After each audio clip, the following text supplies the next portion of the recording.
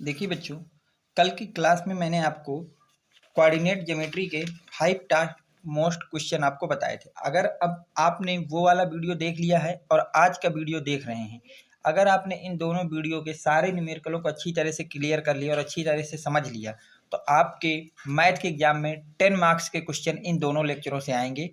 पहले 5 क्वेश्चन करा चुका हूँ। जो बच्चे नहीं देखे हैं, इसी वीडियो के डिस्क्रिप्शन में मैं पहले वीडियो की लिंक डाल दूंगा, वहां से जाके उसको देख लेना। ठीक है। अब आज मैं ये टॉप 5 क्वेश्चन और दे रहा हूँ। अगर आपने ये टोटल 10 क्वेश्चन तैयार कर लिए तो आपके टोटल 10 मार्क्स यहाँ से कंफर्म हो जाएंगे। इन दो वीडियो से आपके 10 मार्क्स बिल्कुल श्योर है कि यहीं से आना है आपके। ठीक, देखिए अगला क्वेश्चन क्या कह रहा है। बोल रहा है find distance of point 3,4 from y axis. मैंने कल ही बताया था कि जब भी किसी एक्सेस से और किसी पॉइंट के बीच की डिस्टेंस निकालना हो तो जिस पॉइंट एक्सेस से पूछ रहा हो उसके अपोजिट वाला एक्सेस का कोऑर्डिनेट लिख देते हैं। यहाँ पे आपसे क्या पूछ रहा है, वाई एक्सेस पूछ रहा है तो पॉइंट का एक्स कोऑर्डिनेट लिख दीजिए। डिस्टेंस कितनी होगी भैया, 3 यूनिट होगी। याद रखिए, जब भी आपके किसी पॉइंट और एक्सेस के बीच की डिस्टेंस पूछे तो जिस एक्सेस से पूछे उसके अपोजिट एक्सेस का कोऑर्डिनेट रख दीजिए। हमसे एक्स एक्सेस का पूछा तो हमने वाई का कोऑर्डिनेट रख दिया, सॉरी वाई एक्सेस का पूछा तो हमने एक्स का कोऑर्डिनेट रख दिया। अगर यहाँ पे एक्स एक्सेस का पूछता तो वाई का कोऑर्डिनेट रखता। तो देखिए, कल मैंने एक्स वाला कराया था, आज वाई वाला करा दिया। तो अब इसमें से कोई वेरिएशन नहीं होगा, दो में से कोई एक सवाल पक्का है कि आएगा आपके बोर्ड में। चलते हैं अगले क्वेश्चन की तरफ भैया।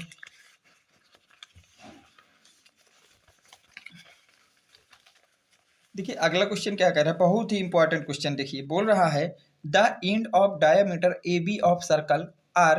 देखिए ए के कोऑर्डिनेट दिए हैं आपको -2, -7 एंड बी के कोऑर्डिनेट दिए हैं 1, -11। Find its radius and coordinate of centre. बोला गया है कि एक आपका सर्कल है जिसके डायमीटर के पॉइंट है ए बी और उसके कोऑर्डिनेट दिए हैं, और बताइए, पूछ रहा है आपसे कि जो आपके पास वो सर्कल है उसकी आप हमको रेडियस बता दीजिए और कोऑर्डिनेट बता दीजिए उसके सेंटर क्या होंगे। देखिए, तो हमने क्या किया बच्चों कि एक सर्कल बना दिया और उसकी डायमीटर ए भी खींच दिया।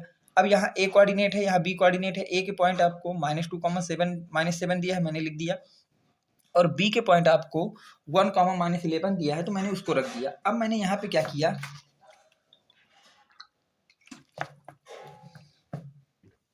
कि जो आपके ए के कोऑर्डिनेट है उनको मैंने x1, y1 नाम दे दिया, और जो बी के कोऑर्डिनेट है उसको मैंने नाम दे दिया x2, y2, और ये सी मैंने मान लिया कि इस सर्कल का क्या है भैया, सेंटर है। तो अब देखिए आगे क्या होगा बच्चों। बोला गया, हम ये क्या जानते हैं कि we know that centre of circle is mid point of the diameter. ये बात हम लोग जानते हैं बच्चों कि जो सेंटर होता है सर्कल का वो डायमीटर का मिड पॉइंट होता है। अगर वो मिड पॉइंट होता है तो हम यहाँ से मिड पॉइंट के कोऑर्डिनेट लिखेंगे, कोऑर्डिनेट ऑफ सेंटर। अगर कोऑर्डिनेट लिखना है सेंटर के तो वो मिड पॉइंट है ए बी का, तो मिड पॉइंट के का फार्मूला आपको सिखाया गया होगा क्लास में। क्या होता है भैया, दोनों ए और बी के एक्स कोऑर्डिनेट का सम, तो x1 + x2/2, और y का सम y2 + y2/2। अब देखिए, जब यहाँ पे आप बच्चों ने वैल्यू रखोगे तो c = x1 की वैल्यू है -2, यहाँ रख दिया -2, प्लस का x2 की वैल्यू है 1, तो यहाँ रख दिया 1 डिवाइड बाई 2 रख दिया, कॉमा। देखिए बच्चों, y1 की वैल्यू यहाँ पे -7 है तो यहाँ आपने -7 रख दिया, प्लस y2 की वैल्यू है आपका -11, तो यहाँ -11 रख दिया डिवाइड बाई 2। अब इसको बच्चों सॉल्व करोगे तो -2 और +1 यहाँ से आ जाएगा -1/2, और यहाँ से -7 और -11 जुड़ करके -18/2 आ जाएगा बच्चों। तो सी के कोऑर्डिनेट क्या आ गए बच्चों, -1, 2, -9। तो ये सी का कोऑर्डिनेट हो गया जो आपसे पहला सवाल पूछा था। अब देखिए अगला इसी में आपसे पूछा है कि आप हमको रेडियस बता दीजिए। क्या बता दीजिए भैया, रेडियस। तो केस सेकंड में हमको रेडियस फाइंड आउट करना है।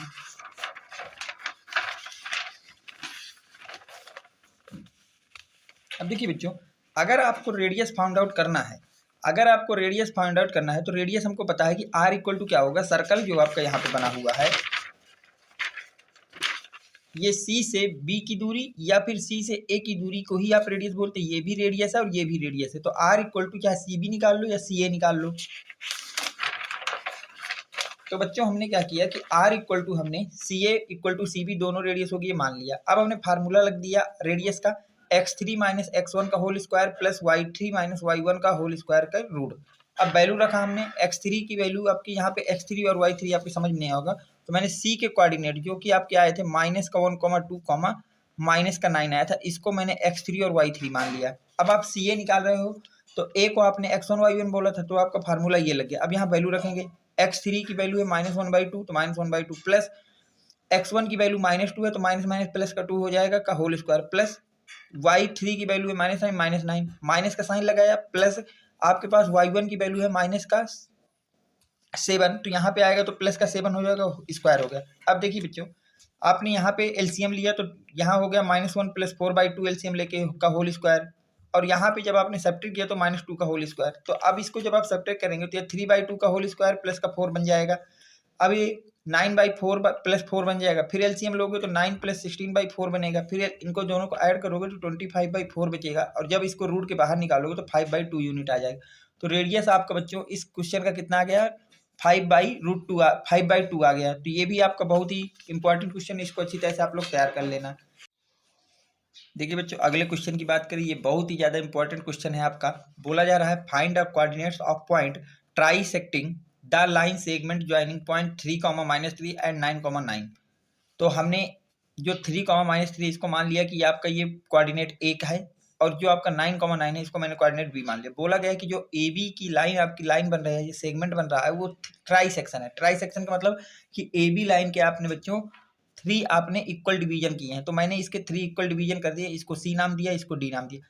इसका मतलब आपका ट्राई सेक्शन का मतलब ये होता है कि ए सी इक्वल होगा सी डी इक्वल होगा डी बी, ये होता है इसका मतलब। इसका मतलब इनके बीच की अगर डिस्टेंस मैं मान लूँ कि सी ए के बीच की बच्चों डिस्टेंस 1 यूनिट है, तो सी डी के बीच की डिस्टेंस भी 1 यूनिट होगी, और डी बी के बीच की भी डिस्टेंस कितनी होगी, 1 मीटर होगी। अब जिस दिन मुझको सी पॉइंट के कोऑर्डिनेट निकालने होंगे उसको ध्यान से देखिए, तो ए से सी कितनी डिस्टेंस पे होगा, 1 की डिस्टेंस में होगा, लेकिन बी से सी किस डिस्टेंस पे होगा भैया, 2 की डिस्टेंस में होगा बच्चों। अब देखिए, और जिस दिन आपको डी के कोऑर्डिनेट निकालना होगा तो डी आपका बी से 1 की डिस्टेंस पे होगा, और ए से किस डिस्टेंस पे होगा, 2 की डिस्टेंस पे होगा। अब आपने बच्चों ए के कोऑर्डिनेट जो है उनको x1, y1 मान लिया, और जो बी के कोऑर्डिनेट है उसको x2, y2 मान लिया। अब सबसे पहले हम लोग सी के कोऑर्डिनेट निकालते हैं। ध्यान से देखिएगा भैया, जब आप सी के कोऑर्डिनेट निकालेंगे तो ये m का काम करेगा, और ये वाली वैल्यू जो 2 है वो n का काम करेगी। तो फार्मूला क्या हो जाएगा, x2m प्लस का n1 x1 divide by m plus n। ये फार्मूला आपको क्लास में सिखाया गया होगा। अब जब y कोऑर्डिनेट लिखोगे तो y कोऑर्डिनेट क्या हो जाएंगे भैया, m y2 plus n y1 divide by m plus n। अब वैल्यू रखेंगे तो x2 की वैल्यू हमारे पास कितनी भैया, 9 है तो 9 रख दिया, m की वैल्यू कितनी है, 1 है तो 1 रख दिया, प्लस आपके पास n की वैल्यू 2 है, 2 रख दिया, और x1 की वैल्यू 3 है तो आपने 3 रख दिया, divide by m plus n। तो m की वैल्यू 1 है और n की वैल्यू 2 है तो यहाँ 1 + 2 रख दिया। आगे आइए भैया, देखिए y2 की वैल्यू आपके पास 9 है तो यहाँ 9 रख दिया, और m की वैल्यू 1 है तो यहाँ 1 रख दिया, प्लस है n की वैल्यू 2 है तो 2 रख दिया, और y1 की वैल्यू -3 है तो यहाँ -3 रख दिया, divide by m plus n। तो m की वैल्यू 1 और n की वैल्यू 2, तो 1 + 2 हो जाएगा। अब जब सॉल्व करोगे तो 9 1 जा 9, 3 2 जा 6 हो जाए, तो 9 + 6 डिवाइड बाई 3 हो जाएगा। अब इसमें देखिए 9 1 जा 9 माइनस 3 2 जा 6, तो यहाँ 6/2 हो जाएगा। अब जब इसको ऐड करोगे 9 + 16 तो ये 15/3 हो जाएगा, और ये आपका कितना हो जाएगा भैया, 3/2 हो जाएगा। तो ये कोऑर्डिनेट आ गए सी के, किसके आगे भैया, सी के। इसी तरह अगर हमको कोऑर्डिनेट निकालना है डी के, क्योंकि हमको दोनों ट्राई सेक्शन है तो सारे पॉइंट आपको निकालने हैं, तो अगर कोऑर्डिनेट डी के निकालने हैं तो देखिए फार्मूला तो यही लगेगा, ध्यान से देखिए फार्मूला यही लगेगा। अब देखिए अब की बार क्या होगा भैया, डी को देखें तो यहाँ से जो m है उसकी वैल्यू 2 हो जाएगी, क्योंकि ए से जो डी का पॉइंट है वो 2 की डिस्टेंस पे है, और जो n की वैल्यू अब की बार कितना हो जाएगा, 1 हो जाएगी। ए की वैल्यू कितनी हो जाएगी, 1 हो जाएगी। अब देखिए जब हो जाएगी तो यहाँ सारी वैल्यू रखेंगे, तो m की जगह 2 रख दिया, x2 की जगह आपने 9 रख दिया, प्लस का n की जगह 1 रख दिया, x1 की वैल्यू 3 है तो 3 रख दिया, divide by m plus n, 2 + 3 हो जाएगा। अगला देखिए m की जगह आपने 2 रख दिया, y2 की जगह 9 रख दिया, प्लस 1 n की 1 और y1 की वैल्यू -3 रख दिया, डिवाइड कर दिया m प्लस n 2 + 3। अब जब इसको सॉल्व करोगे तो 9 2 जा 18, 3 1 जा 3, तो 18 + 3 हो जाएगा, डिवाइड बाई 3। अब देखिए 9 2 जा 18 और 1 और -3 का मल्टीप्लाई करोगे तो -3 आ जाएगा बाई 3। अब जब इसको आप बच्चों ऐड करोगे तो ये आपका 21/3 और ये आपका 15/3 बनेगा। देखिए, और यहाँ से कोऑर्डिनेट ऑफ डी कितना आ गया भैया, 7/5 आ गया। तो देखिए ये भी बहुत ही ज़्यादा इंपॉर्टेंट क्वेश्चन है, इस तरह क्वेश्चन आपसे बोर्ड में सीधे 4 मार्क्स के पूछते हैं। तो देख लीजिए मैंने एक एक स्टेप आपको करके दिखाई ताकि कोई भी डाउट नहीं होना चाहिए, मैंने कोई स्टेप यहाँ पे सॉल्व करने की कोशिश की। चलते भैया अगले क्वेश्चन पे। देखिए अगला क्वेश्चन कह रहा है the coordinate of mid point of line segment joining the point -2,6 and -2,10। बोला गया है कि आप मिड पॉइंट के कोऑर्डिनेट बता दीजिए अगर लाइन सेगमेंट के जो पॉइंट है -2,6 एंड -2,10 है। तो हमको पता है कि हमने लेट कर लिया बच्चों, क्या कर लिया, लेट कर लिया कि -2, जो 6 है वो ए कोऑर्डिनेट है, और इसको x1 y1 मान लिया। और जो आपके पास बच्चों -2, 10 है, इसको हमने बी पॉइंट मान लिया और इसके कोऑर्डिनेट x2, y2 मान लिया। अब हमको पता है कि अगर ये लाइन सेगमेंट ए बी है तो इसका मिड पॉइंट का फार्मूला क्या लगेगा, the mid point coordinate of the line segment A B x1 + x2/2, y1 + y2/2, ये फार्मूला लगेगा। वैल्यू रखोगे तो x1 की वैल्यू आपके पास -2 है, x2 की वैल्यू -2 है, तो -2 डिवाइड बाई 2, y1 की वैल्यू 6 है और y2 की वैल्यू 10 है, तो 6 + 10 डिवाइड बाई 2। अब जब इसको जोड़ोगे -2 हो जाएगा -4/2 और आपका 6 + 10 16 हो जाएगा डिवाइड बाई 2। अब जब इसको सॉल्व करोगे तो यहाँ से कितना आ जाएगा भैया, देखिए ध्यान से, जब सॉल्व करोगे तो -4 डिवाइड बाई 2 आ जाएगा, -2 और 16 डिवाइड बाई आ जाएगा 8। तो यहाँ के मिड पॉइंट के कोऑर्डिनेट आपके पास कितना आ गया, -2, 8 आ गया भैया। अब चलते हैं अगले क्वेश्चन पे। अगर ये क्वेश्चन आपको पसंद आ रहे हो बच्चा और समझ में आ रहे हो तो वीडियो को प्लीज लाइक करें, चैनल को सब्सक्राइब करें और अपने फ्रेंड सर्कल में सभी बच्चों तक जरूर से जरूर शेयर करें, ताकि एग्जाम से पहले वो भी अपनी इंग्लिश मीडियम यूपी बोर्ड की अच्छी से तरह से तैयारी कर करके मैथ में 70 में से 65 मार्क्स कम से कम ला सकें। ठीक बच्चों, तो इसको अपने फ्रेंड सर्कल में जरूर शेयर करना है, आपके सभी दोस्तों तक ये जानकारी पहुंचनी चाहिए, ताकि उनको भी एग्जाम को लेकर किसी भी तरह का डाउट नहीं होना चाहिए, वो भी अपनी अच्छी तरह से तैयारी कर सकें। चलते हैं भैया, देखिए अगला क्वेश्चन आपका कह रहा है, find the value of y for which the distance between the point P 2,3 and Q है 10, y इज 10 यूनिट। आपसे कहा गया है इस क्वेश्चन में कि आप y की वैल्यू हमको बता दीजिए। अगर आपका एक पॉइंट P है जिसके कोऑर्डिनेट 2,3 है और एक पॉइंट Q है जिसके कोऑर्डिनेट 10, y है, और इन दोनों P और Q के बीच की डिस्टेंस कितनी भैया, 10 यूनिट है। देखिए तो हम लेट करते हैं कि P के जो कोऑर्डिनेट है 2,3, इसको हमने x1 y1 मान लिया, और जो Q के कोऑर्डिनेट है 10, y, इसको x2 y2 मान लिया। अब आप लोगों ने क्या किया बच्चों कि फार्मूला लगाया डिस्टेंस का बिटवीन PQ। तो बिटवीन PQ जब आप लोग डिस्टेंस का फार्मूला लगाओगे तो क्या होगा भैया, रूट के अंदर x1 - x2 का whole square plus y1 - y2 का होल स्क्वायर। ये फार्मूला आपको याद होना चाहिए भैया। अब आप लोग क्या करोगे, पुट द ऑल वैल्यू, सारी x1 x2 y2 y1 सबकी वैल्यू रखोगे। तो PQ की वैल्यू आपकी जो डिस्टेंस है वो 10 यूनिट है, तो इसको आपने 10 कर दिया। रूट के अंदर x1 की जगह 2 रख दिया, -x2 की जगह 10 है तो 10 रख दिया का होल स्क्वायर, प्लस y1 की वैल्यू 3 है तो यहाँ 3 पुट कर दिया, माइनस y2 की वैल्यू y है तो यहाँ y रख दिया और इसका स्क्वायर किया। अब देखिए दोनों तरफ बोथ साइड आपने स्क्वायरिंग कर दिया। अगर आपने स्क्वायरिंग कर दिया तो 10 का स्क्वायर और इधर हो जाएगा रूट का, ये क्या हो जाएगा 2 - 10 बचेगा, -8 का होल स्क्वायर प्लस 3 - y का होल स्क्वायर और इसका पूरे का होल स्क्वायर हो जाएगा। अब 10 का होल स्क्वायर आपका खुलेगा 18 और ये होल स्क्वायर इस रूट को खत्म कर देगा, तो ये -8 का होल स्क्वायर प्लस 3 - y का होल स्क्वायर खुलेगा। अब देखिए यहाँ से क्या होगा 100, अब ये 8 का स्क्वायर होता है 64 प्लस इसका a - b का फार्मूला यहाँ पे खोल दीजिए, ये a - b का होल स्क्वायर लिखा, तो इसका बच्चे फार्मूला क्या होता है a square plus b square minus का 2ab होता है। तो इसको मैंने खोला, a स्क्वायर 3 का स्क्वायर 9 हो जाएगा, माइनस प्लस का b स्क्वायर y का स्क्वायर हो जाएगा, y का y स्क्वायर हो जाएगा, माइनस का 2ab, तो आपका हो जाएगा माइनस का 6y। अब देखिए 64 को मैं इस साइड लेके गया तो 100 - 64 और इधर 9 माइनस का 6y प्लस y स्क्वायर बचेगा। इधर आपका 100 में 64 सब्ट्रैक्ट करोगे तो 36 बचेगा और इधर 9 - 6y प्लस y स्क्वायर बचेगा। देखिए बच्चों आगे क्या होगा, आगे आपको दिया गया है, क्या दिया गया भैया कि 36 उधर बचा। अब इस 9 को इस साइड ले जाएंगे तो 36 - 9 equal to y square minus 6y, तो यहाँ से 27 बचेगा। 36 में 9 को आप सब्ट्रैक्ट करोगे तो यहाँ से आपका कितना बचेगा भैया 27 बचेगा। कितना बचेगा भैया 27 बचेगा और यहाँ से कितना आ जाएगा y स्क्वायर माइनस 6y आ जाएगा। अब जब इसको सॉल्व करोगे तो y square minus 6y minus 27 equal to 0। अब इसको क्या y स्क्वायर माइनस का फैक्टर करोगे तो 9y प्लस का 3y माइनस का 27 इक्वल टू 0 लिखा जा सकता है। फैक्टर करना तो आपको 9th में सिखाया गया होगा। अब यहाँ से 9 को कॉमन ले, y को कॉमन ले लिया तो y - 9 बचा, और इस वाले से हमने 3 को कॉमन लिया तो y - 9 इक्वल टू 0, तो इसको y प्लस 3 और y - 9 लिखा जा सकता है इक्वल टू 0। अब देखिए इन दोनों का प्रोडक्ट आपका 0 हो तो या तो पहला फैक्टर 0 होगा या दूसरा फैक्टर 0 होगा। तो हमने माना कि y प्लस 3 इक्वल टू 0 होगा, अथवा क्या होगा भैया y - 9 0 होगा। अगर y प्लस 3 0 होगा तो y इक्वल टू -3 आएगा, और अगर y - 9 0 होगा तो y इक्वल टू 9 है। अतः y की जबकि दो वैल्यू आएंगी इस क्वेश्चन बच्चों, एक -3 और एक 9 आएगी। तो जो आपका पॉइंट आपका दिए था Q 10, y, तो इसके कोऑर्डिनेट 10, -3 लिखोगे तो भी P से डिस्टेंस 10 यूनिट आएगी, या फिर इसके कोऑर्डिनेट 10, 9 लिखोगे तो भी P पॉइंट से इसकी डिस्टेंस कितनी आएगी, 10 यूनिट आएगी। बहुत ही ज़्यादा इंपॉर्टेंट क्वेश्चन, इन सभी क्वेश्चनों को आप अच्छी तरह से रिवीजन कर लेना बच्चों। इन क्वेश्चनों में से आपका 10 मार्क्स का पेपर पूरा आना है। किससे आना है भैया? 10 मार्क्स का पूरा पेपर इन्हीं में से आएगा। अब देखिए अगला वेरी मोस्ट इंपॉर्टेंट क्वेश्चन जो आपके बोर्ड में हर साल एक क्वेश्चन यहाँ से आना तय है।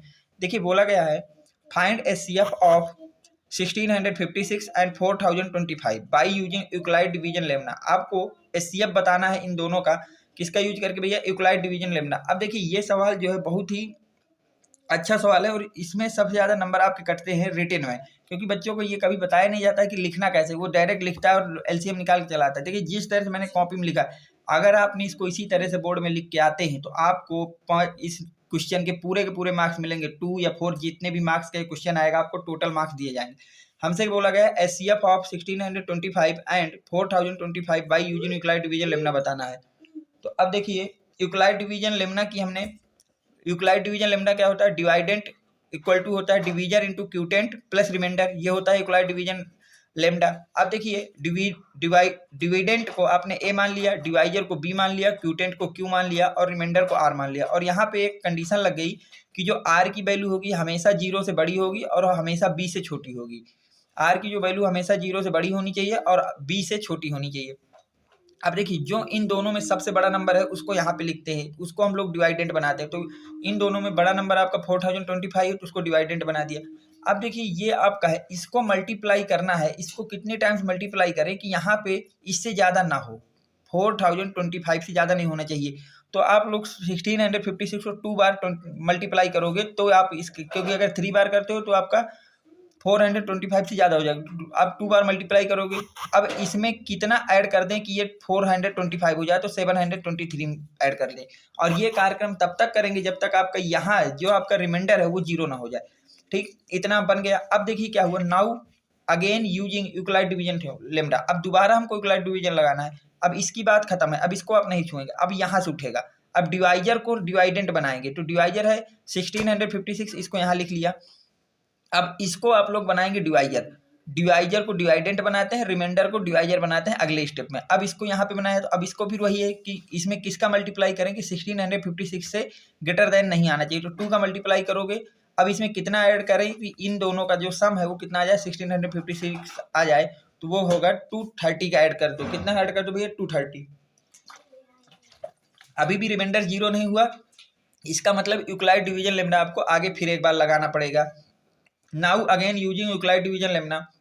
अब फिर से डिवाइजर जो है उसको डिवाइडेंट बनाएंगे, और जो आपके पास रिमाइंडर है उसको क्या बनाओगे, उसको आप लोग डिवाइजर बनाओगे। तो 723 और डिवाइजर ये बन गया। अब इसको किससे मल्टीप्लाई करें कि ये 713 से ज़्यादा ना हो, तो आप इसको मल्टीप्लाई करोगे 3 से। अब इसमें कितना ऐड करें कि इन दोनों का सम 713 हो जाए, तो 23 ऐड कर दोगे। अब भी रिमाइंडर आपका 0 नहीं हुआ, तो अब क्या करोगे, now again using Euclid division Lemna. अब देखिए 230 जो डिवाइजर है उसको डिवाइडेंट बना दिया, अब जो आपके पास रिमाइंडर है उसको आपने डिवाइजर बना दिया। अब देखो इसका मल्टीप्लाई 10 से कर दोगे तो 230 आ जाएगा, और यहाँ पे रिमाइंडर 0 बचेगा। जहाँ पे रिमाइंडर 0 बच जाए, जिस डिवाइजर पे रिमाइंडर 0 बच जाए वही डिवाइजर आपका HCF होता है।